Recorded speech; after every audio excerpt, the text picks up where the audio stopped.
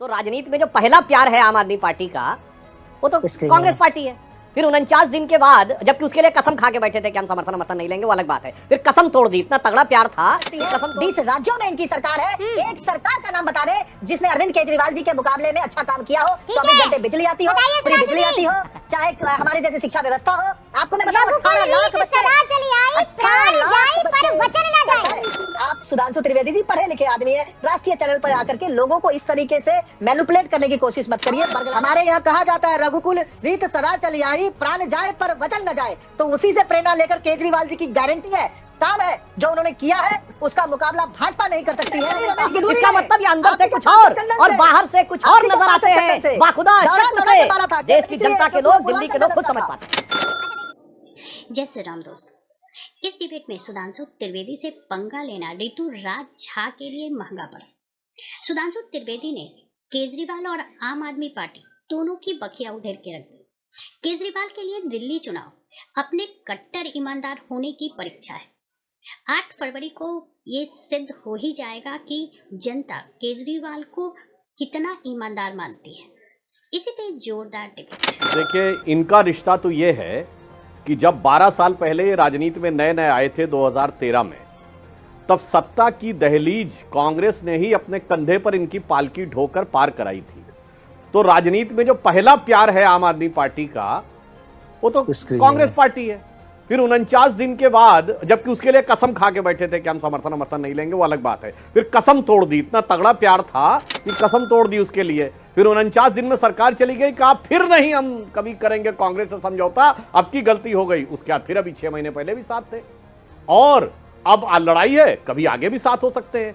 तो इनकी तो आपस में संबंध उस ढंग का है जैसे आजकल के बच्चों में बॉयफ्रेंड गर्लफ्रेंड होते हैं ना, पहले साथ में रहते, फिर किसी बात पे लड़ाई हो गई तो बॉयफ्रेंड कहता है कि देखो ऐसा नहीं है, तो मैं जो हूं तुम्हारा पब्लिक प्लेस से जाके नाम लिख दूंगा, तो वो कहती है मैं तेरी शिकायत कर दूंगा। फिर दोनों में समझौता हो जाता है, फिर उसके बाद लड़ाई हो जाती है, फिर समझौता हो जाता है। तो मुझे लगता है इनका जो संबंध है वो सबको पता है। और गंभीर दृष्टि से कहूं तो हर तमाम राजनीतिक मुद्दों पर दोनों साथ साथ। ये बताइए, बटाला हाउस इनकाउंटर पे दोनों साथ साथ, CAA पर दोनों साथ साथ, धारा 370 पे दोनों साथ साथ, शाहीन बाग पे दोनों साथ साथ।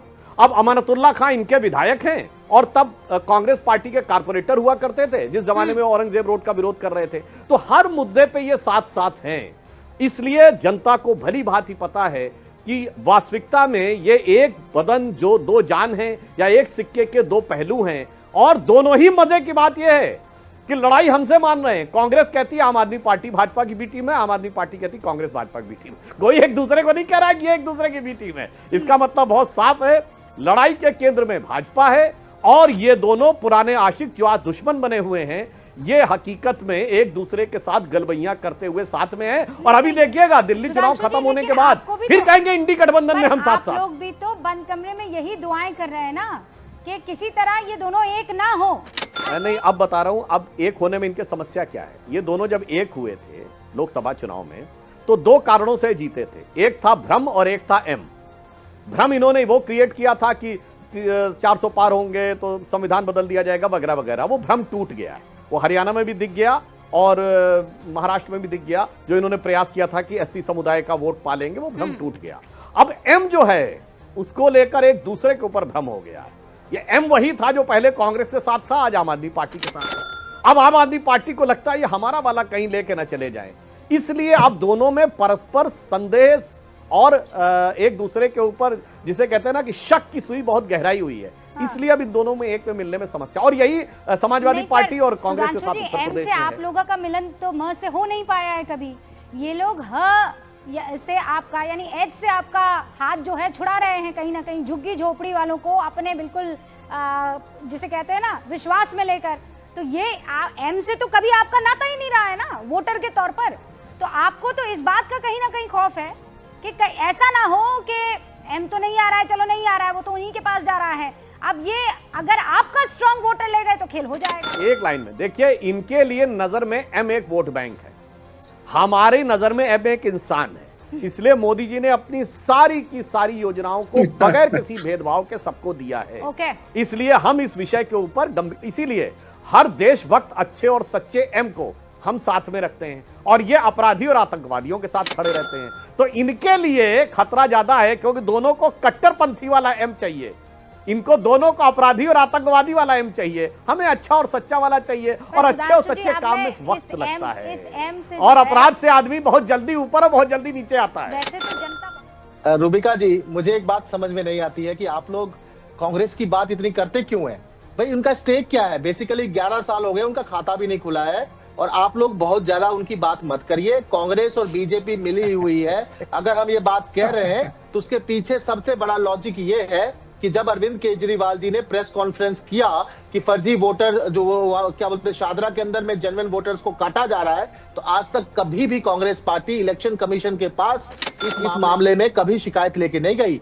जब बात हुई परवेश वर्मा के सरेआम पैसे बांटने की, तब भी नहीं गई। तो जब जब कोई भी ऐसी बात होती है, भाजपा से लड़ने की बात होती है, उनको एक्सपोज करने की बात होती है, तो कांग्रेस और भाजपा एक ही जगह खड़ी मिलती है। इसीलिए दिल्ली की जनता इनकी जो आपसी साठगांठ है उसको बहुत नजदीक से देख रही है, और किस प्रकार से दोनों मिल करके खेल रहे हैं। और अगर फिर से मैं एक बात कह रहा हूँ, हमारी लड़ाई भाजपा से है। सुधांशु जी सहमत नहीं होते तो फिर भी चलता। विवेक श्रीवास्तव आपकी बात से सहमत नहीं है क्या? आप जो कह रहे हैं वो ठीक नहीं है। आप मुझे बोलने दीजिए, है ना। सुधांशु त्रिवेदी जी की तो बात आप सुधांशु त्रिवेदी जी की बात आप बहुत ध्यान से सुन रहे थे। मैं फिर से एक बात कह रहा हूँ कि पतंग भी वही उड़ा रहे हैं, सुनिए, पतंग भी वही उड़ा रहे हैं, हाथी भी वही चला रहे हैं, पंजा भी वही दौड़ा रहे हैं, लेकिन कुछ भी दौड़ाने से, कुछ भी उड़ाने से, कुछ भी चलाने से कुछ नहीं होने वाला है। क्योंकि देश में अगर कोई एक नेता है जो कि काम की बात करते हैं, काम के नाम पर वोट मांगते हैं, और हमारे यहाँ कहा जाता है रघुकुल रीत सदा चली आई, प्राण जाए पर वचन न जाए, तो उसी से प्रेरणा लेकर केजरीवाल जी की गारंटी है, काम है जो उन्होंने किया है, उसका मुकाबला भाजपा नहीं कर सकती है। 20 राज्यों में इनकी सरकार है। एक सरकार का नाम बता दे जिसने अरविंद केजरीवाल जी के मुकाबले में अच्छा काम किया हो। 24 घंटे बिजली आती हो, फ्री बिजली आती हो, चाहे हमारे जैसी शिक्षा व्यवस्था हो। आपको मैं बताऊं, 18 लाख बच्चे सदा चली आई, प्राण जाए पर वचन न जाए। जो वचन दिया वो निभाया है। 20 राज्यों में आपकी सरकार कह रहे हैं, और पूछ रहे हैं कि एक सीएम बता दीजिए। इन्होंने कहा प्राण जाए पर वचन न जाए। जब राजनीति में नहीं आए थे, कभी राजनीति में नहीं आऊंगा, वचन नंबर 1। वचन नंबर 2, सारी संसद चोर है। वचन नंबर 3, बच्चों की कसम खाता हूं कि कभी कांग्रेस से समर्थन नहीं लूंगा। वचन नंबर 4, फिर इतने सारे वचन, नंबर 4, 5, 6, 7, 8, गाड़ी नहीं दूंगा, बंगला नहीं दूंगा, सिक्योरिटी नहीं दूंगा, वगैरह वगैरह वगैरह वगैरह, वो सारी की सारी ले लिया। उसके बाद वचन सबसे बड़ा, मुझे चाहिए जन लोकपाल। अरे दिल्ली में तो पूर्ण सरकार नहीं है, पंजाब में कहां गया जन लोकपाल? वो तो छोड़िए, इनकी पार्टी के अंदर एक लोकपाल थे एडमिरल रामदास, उनको ही ठिका दिए। साहब क्या वचन निभाया है और क्या सामने आके बोला है। मुझे लगता है कि शायद भारत की राजनीति में निर्लज्जता की पराकाष्ठा होती होगी, जिन्होंने भारत की राजनीति में मिथ्या वचन के सबसे बड़े प्रतीक आज आकर ये बोल रहे हैं। और मैं रूबिका जी एक और बात मैंने जो पिछली बार की बात का क्लैरिफिकेशन कर दूं एक बात, जो मैंने बोला था विवेक श्रीवास्तव जी जिस पे बोल गए, रूबिका जी मैंने तो एम कई चीजों के मल्टी डायमेंशनल बोला था। एक है मैकॉले माइंडसेट जिसके प्रतीक कांग्रेस और सेकुलर दल हैं, एक मार्क्स के मानस पुत्र जिसके प्रतीक विवेक श्रीवास्तव जी बैठे हुए हैं, और ये आए थे मोदी से लड़ने के लिए एम फैक्टर था, मगर देखिए दिल में कैसे एम निकला, मुस्लिम।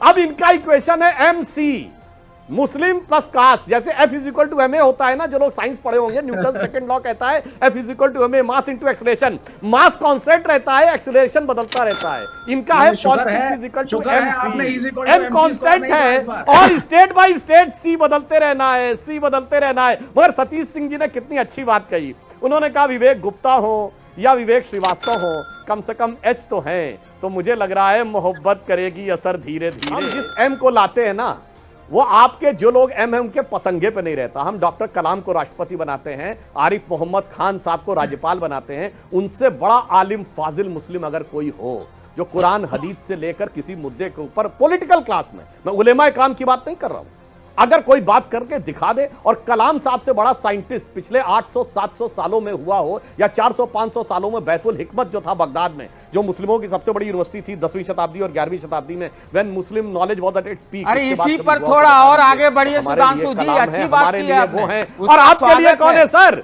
सुनिए, इनके लिए ताहिर हुसैन है, अमानतुल्लाह खां है, जाकिर नायक है, बुरहान वानी है, अफजल गुरु है। यही चक्कर है सर। अब विनाश काल आता है तो बुद्धि प्रभावित हो जाती है, और आम आदमी पार्टी वही सोने का हिरन दिखाना चाहती है। ये बात तो आज आप याद दिला रहे हैं, वास्तविकता समझ में आती है। ऋतुराज जी 2 दिन पहले आए थे, उन्होंने कहा था यही बात अरविंद केजरीवाल दर्शकों को और वहां पर जो मौजूद लोग थे उनको बता रहे थे कि आप है सोने का हिरन, बीजेपी है सोने का हिरन, और वो उस हिरन की तरफ ना जाएं क्योंकि उसे कुछ नहीं मिलेगा। यही तो कहने की कोशिश कर रहे थे अरविंद केजरीवाल। क्यों ऋतुराज जी? बहुत बहुत अच्छा हुआ रूबिका जी, आपने याद दिला दिया। मुझे एक सेकंड रिस्पॉन्ड करने दीजिए। इन्होंने कहा पोल्यूशन की समस्या। अरे पोल्यूशन की समस्या राष्ट्रीय समस्या है, पूरे नॉर्थ इंडिया में प्रॉब्लम है। क्यों नहीं भाई सेंट्रल इसको पहल करती है? क्यों नहीं कोऑर्डिनेशन रिलेशन बना करके इसका समाधान करती है? क्या हरियाणा में पोल्यूशन कम है? क्या जो है उत्तर प्रदेश के गाजियाबाद में पोल्यूशन कम है? नोएडा में पोल्यूशन कम है? फरीदाबाद में पोल्यूशन कम है? मध्य प्रदेश में पोल्यूशन कम है? लो जिम्मेदारी। केवल दिल्ली में पोल्यूशन पैदा हो रही है क्या? रही बात दूसरी सीसीटीवी कैमरे की, देखिए रिपोर्ट कहती है कि दुनिया भर में किसी एक शहर में 4 लाख सीसीटीवी कैमरा कहीं है तो केजरीवाल जी की दिल्ली में है। आप सुधांशु त्रिवेदी जी पढ़े लिखे आदमी है, राष्ट्रीय चैनल पर आकर के लोगों को इस तरीके से मैनिपुलेट करने की कोशिश मत करिए, बरगलाने की कोशिश मत करिए। आपको पता है कि दुनिया भर में अगर भारत का नाम कहीं रोशन हुआ है, सबसे ज्यादा सीसीटीवी कैमरे किसी एक शहर में है तो उसका नाम दिल्ली है। अरविंद केजरीवाल जी की दिल्ली है, दिल्ली वालों की दिल्ली है जहां पर है। और रही बात यमुना की, तो यमुना की सफाई के लिए भी वो स्टेप्स लिए जा रहे हैं ताकि हमेशा हमेशा के लिए प्रॉब्लम को सॉल्व किया जाए। और उस चीज को केजरीवाल जी ने एडमिट किया है कि हमें जेल में डाल दिया गया और कोरोना की वजह से कुछ काम होने थे जो कि नहीं हो पाए समय पर पूरा, उसको भी करेंगे। जो डिलीवर करता है उसी से उम्मीद होती है। हाँ। उससे क्या उम्मीद होगी जो केवल झूठ बोलता है, डंका पड़ती रामलीला मैदान में कहता है पर करता कुछ नहीं है। इन्होंने सीसीटीवी की बात कही तो दिल्ली को पहला इन्होंने शहर कह दिया। ये देखिए बड़ी मजेदार बात है। केजरीवाल जी शायद इसको शहरी समझते हैं, स्टेट नहीं समझते, इसलिए सिंगापुर में जब मेयर्स कॉन्फ्रेंस हुई थी तो चीफ मिनिस्टर होने के लिए जाने के लिए उतावले थे। और उसमें एनडीएमसी एरिया में कितने सीसीटीवी हैं? ये एनडीएमसी वाले भी अपने में काउंट कर लिए मेरे भाई। मैंने तो सिर्फ ये कहा चीफ मिनिस्टर रेजिडेंस के अंदर एनडीएमसी माइनस कर लो भाई। इसका मतलब बाहर को दिखाने को कुछ और है और अंदर से कुछ और है, इसलिए चिंता मत करिए ऋतुराज जी। पूरी जनता सीसीटीवी लगा के देख रही है आपके सारे कार्यों को। और सुनिए, जब आपने मारपिटाई की थी दिल्ली के चीफ सेक्रेटरी से, तब भी सीसीटीवी गायब था, बाहर वाला ही सीसीटीवी दिखा रहा था। इसका मतलब ये अंदर से कुछ और बाहर से कुछ और नजर आते हैं। बाखुदा शक्ल से देश की जनता के लोग, दिल्ली के लोग खुद समझ पाते हैं। इस डिबेट को लेकर आपकी क्या राय है, हमें जरूर बताएं। हमारे साथ जुड़े रहने के लिए चैनल को लाइक एंड सब्सक्राइब करना ना भूलें। Thank you so much.